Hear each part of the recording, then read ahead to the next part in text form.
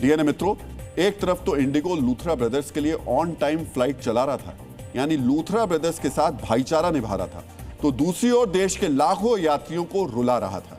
आज जब दावा किया जा रहा है कि हालात बेहतर हुए हैं, तब भी इंडिगो ने लगभग 400 उड़ानें रद्द की है, लेकिन इसके बावजूद इंडिगो पर सिर्फ सांकेतिक कार्रवाई हुई है। ऐसी कार्रवाई जो किसी दूसरी एयरलाइंस के लिए मिसाल तो बिल्कुल भी नहीं बन सकती। इस कार्रवाई को डिकोड करने से पहले आपको आज की एक तस्वीर देखनी चाहिए।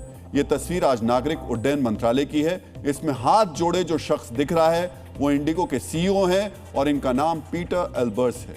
जिनके आगे इन्होंने हाथ जोड़ रखा है वो नागरिक उड्डयन मंत्री हैं राम मोहन नायडू। आप देख सकते हैं पीटर एल्बर्स ने हाथ जोड़े हुए हैं मंत्री जी के सामने। सरकार ने आज इंडिगो के मैनेजमेंट को तलब किया था। वहां पहुंचने पर सीईओ साहब ने अपनी गलतियों के लिए हाथ जोड़ दिए। विज्ञापन जारी करके वो पहले ही माफी मांग चुके हैं, लेकिन इससे यात्रियों की मुश्किलें कम नहीं हुई। गलती पकड़ में आने पर इन्होंने माफी मांग ली, लेकिन अब हाथ जोड़ने से होगा क्या? हाथ जोड़ना कहां था और जोड़ कहां रहे? अगर हाथ जोड़ना था तो एयरपोर्ट जाकर उन परेशान यात्रियों के सामने जोड़ते जिनकी फ्लाइट्स कैंसिल हुई, उस बेटी के सामने जोड़ते जो इंडिगो की फ्लाइट रद्द होने की वजह से अपने पिता का अस्थि विसर्जन नहीं कर पाई। उन्हें ऐसे लोगों के सामने हाथ जोड़ना था जो फ्लाइट रद्द होने की वजह से रोने लगे थे क्योंकि उनके जरूरी काम नहीं हो पाए, जहां उन्हें जाना था नहीं पहुंच पाए। उन्हें फ्लाइट रद्द होने के लिए इस जोड़े से माफी मांगनी चाहिए थी जो अपनी शादी के रिसेप्शन में शामिल नहीं हो सका, लेकिन उस वक्त तो लोगों का गुस्सा झेलने के लिए इन्होंने अपने सबसे जूनियर कर्मचारियों को भेज दिया। जहां यात्रियों का गुस्सा चरम पर था वहां छोटे स्टाफ को सामना करने के लिए छोड़ दिया और अब मंत्री जी के सामने हाथ जोड़कर सहानुभूति बटोरने की कोशिश कर रहे हैं। अब बात इंडिगो पर कार्रवाई की। इंडिगो की तरफ से जवाब मिलने के बाद पहले नागरिक उड्डयन महानिदेशालय यानी डीजीसीए ने इंडिगो की 5% उड़ानों में कटौती की कार्रवाई की। आज शाम होते होते नागरिक उड्डयन मंत्री राम मोहन नायडू ने इंडिगो की उड़ान में कटौती की संख्या दोगुनी कर दी, यानी 10%। लेकिन 100% की फिक्र किसी को नहीं है। इंडिगो की उड़ानों के रद्द होने से हर विमान के 100% यात्री जिस तरीके से परेशान हुए उसकी चिंता नहीं है। इंडिगो ने जिस तरह पूरे देश के लोगों को परेशान किया उसे देखते हुए कार्रवाई ये कुछ भी नहीं है। डीएनए मित्रों, नागरिक उड्डयन मंत्री ने इंडिगो पर कार्रवाई करते हुए क्या कहा, पहले आपको यह जानना चाहिए। नागरिक उड्डयन मंत्री ने कहा कि मंत्रालय इंडिगो के सभी रूट पर उड़ानों की संख्या कम करना आवश्यक समझता है, जिससे एयरलाइंस के संचालन को स्थिर करने और रद्द करने की घटनाओं में कमी लाने में मदद मिलेगी। 10% की कटौती का आदेश दिया गया है। इस आदेश का पालन करते हुए इंडिगो पहले की तरह अपने सभी गंतव्यों पर उड़ानें जारी रखेगी, यानी इंडिगो को अपनी उड़ानें 10% कम करनी होंगी। ये खाली स्लॉट दूसरी एयरलाइंस को दे दिए जाएंगे। डीएनए मित्रों, यहां आपको यह भी जानना चाहिए कि सर्दियों में इंडिगो को हर हफ्ते 15,104 उड़ानों की अनुमति दी गई थी, यानी एक दिन में 2,158 उड़ानें इंडिगो उड़ा सकती थी।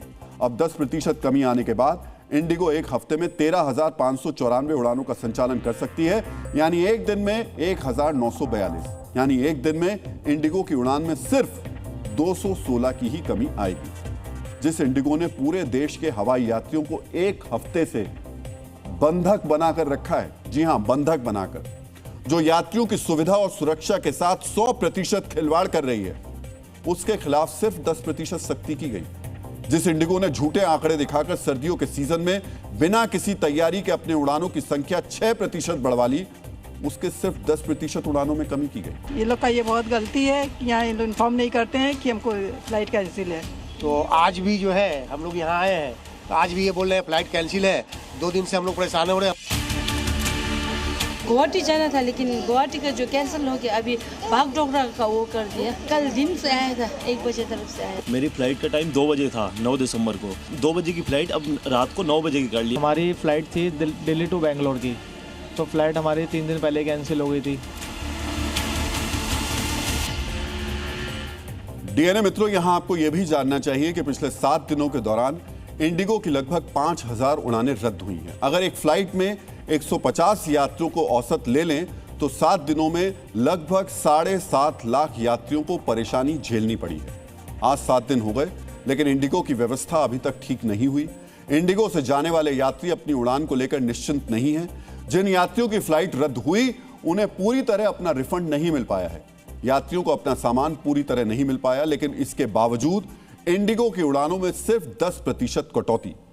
अगर फ्लाइट में कटौती से सरकार परहेज करना चाहती तो जुर्माना तो कम से कम लगाया जा सकता था। इंडिगो मैनेजमेंट के खिलाफ सख्ती तो की जा सकती थी। नागरिक उड्डयन मंत्री राममोहन नायडू ने भरोसा दिया है कि ऐसी कार्रवाई होगी कि दूसरी एयरलाइंस के लिए मिसाल कायम हो सके।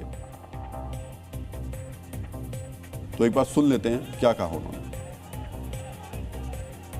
खैर, आपको आगे बताएंगे, लेकिन ये जो कहा गया है वो हमने आपको बताया। यात्रियों की परेशानी अभी भी बनी हुई है।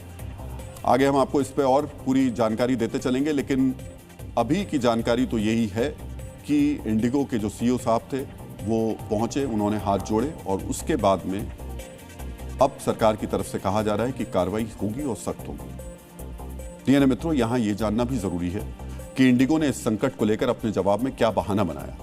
इंडिगो ने सरकार को सौंपे अपने जवाब में यात्रियों से गहरा खेद और हृदय से माफी तो मांगी है, लेकिन इतना बड़ा संकट कैसे पैदा हुआ इसका कोई साफ जवाब नहीं दिया। उसे जवाब देने के लिए 15 दिन का समय और चाहिए। उसे अभी तक यह नहीं पता कि इस संकट का सटीक कारण क्या है।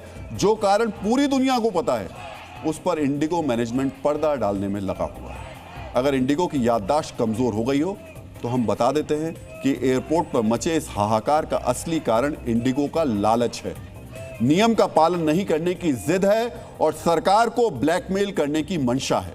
लेकिन इसके बावजूद सरकार विस्तृत रिपोर्ट का इंतजार कर रही है।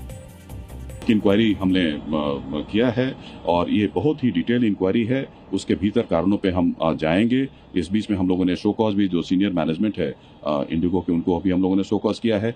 जो इंक्वायरी का जो आउटकम होगा उसको एनालाइज करके मंत्रालय की तरफ से हम ये इंश्योर करना चाहेंगे कि आगे इस तरह की घटना नहीं हो।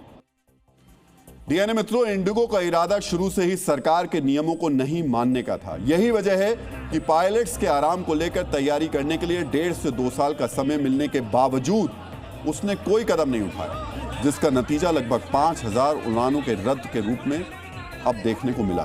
किसी की परीक्षा छूट गई, किसी की नौकरी पर बनाई, कोई अपने बीमार परिजनों से नहीं मिल सका तो कोई अपना इलाज नहीं करवा सका। लेकिन इसके बावजूद डीजीसीए को विस्तृत रिपोर्ट का इंतजार है। सरकार ने भले ही अभी इंडिगो के खिलाफ सख्त एक्शन नहीं लिया है, पायलट्स और केबिन क्रू की भर्ती नहीं करके इंडिगो ने भले ही अपना पैसा बचा लिया हो, लेकिन एयरलाइंस मार्केट में इंडिगो पर ऐसा दाग लग गया जो अब जल्दी मिटने वाला नहीं है।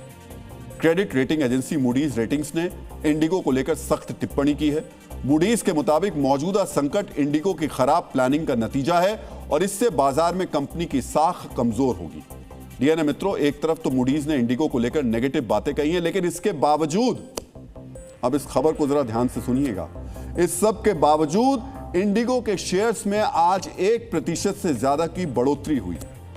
यह बढ़ोतरी उस दिन हुई जब सेंसेक्स 436 अंक गिरा है। दिसंबर में इंडिगो का शेयर लगभग 18% गिर गया था। कल इंडिगो के शेयर में 8% से ज्यादा की गिरावट दर्ज की गई, लेकिन आज बाजार गिरने के बाद भी इंडिगो के शेयर में बढ़ोतरी दर्ज की गई है। शायद ये इस बात को लेकर भरोसा है कि इंडिगो को कुछ नहीं हो सकता है।